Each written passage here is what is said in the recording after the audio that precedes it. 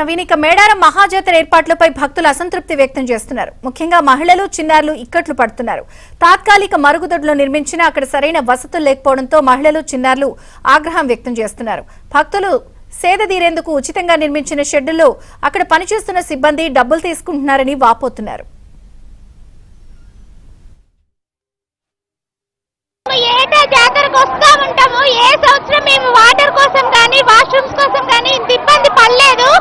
ఈసారి మాత్రం water facilities లేవు, వాష్రూమ్స్ ఫెసిలిటీస్ లేవు, ఏ దేనికైనా ప్రాబ్లమ్ అవుతుంది. కరెంట్ కూడా కట్ చేస్తున్నారు. మేము ఏ సంవత్సరం ఇంత ఇబ్బంది పడలేదు, ఈ సంవత్సరమే ఇంత ఇబ్బంది పడుతున్నాం ఇక్కడికి వచ్చి.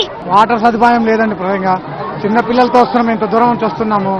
వాష్రూమ్స్ లేవు, చాలా ఇబ్బంది పడుతున్నామండి. వాటర్ సప్లై లేదు, చాలా ప్రాబ్లం అవుతుంది. స్నానం చేయాలంటే అక్కడి నుంచి గుడికా నుంచి ఇక్కడికి రావాల్సి వస్తుంది.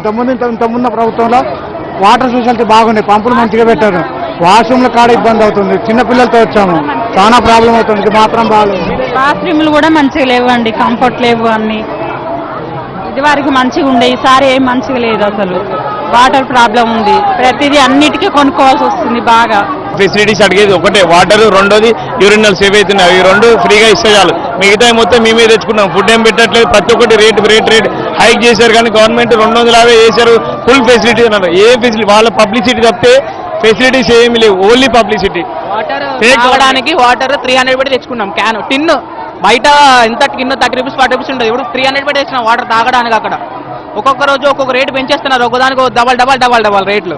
అసలు గవర్నమెంట్ ఏం చేస్తుంది? ఇక్కడ ఇంత మందికి సఫర్ అవుతున్నారు. అసలు గవర్నమెంట్ ఏం చేస్తుంది? వాష్రూమ్స్ పేరుకున్నాయి కానీ అక్కడ వాటర్ లేవు, ఏం లేవు. ఆడపిల్లలు చాలా చక్కగా లేనే లేవు. చిన్న పిల్లలు సఫర్ అవుతున్నారు. వాష్రూమ్స్ అసలు వాటర్ లేవు, వాష్రూమ్స్ డోర్ బాలేవు. వాష్రూమ్స్ కాడ కూడా మనీ అడుగుతున్నారు. అన్నిటికీ లేడీస్ కి అన్ని సదుపాయాలు ఇచ్చారు, మరి ఇక్కడ ఎందుకు తక్కువ చేశారు? లేడీస్ ఫస్ట్ అంటారు కదా, మరి మినిమం అమ్మాయిలకు ఉండాల్సిన సేఫ్టీ మీద ఏవీ లేవు. వాటర్ ఎక్కడ లేవు, మొత్తం డర్టీ ఉంది. నేను ఒక 5 years నుంచి వస్తున్నాను ఇక్కడికి.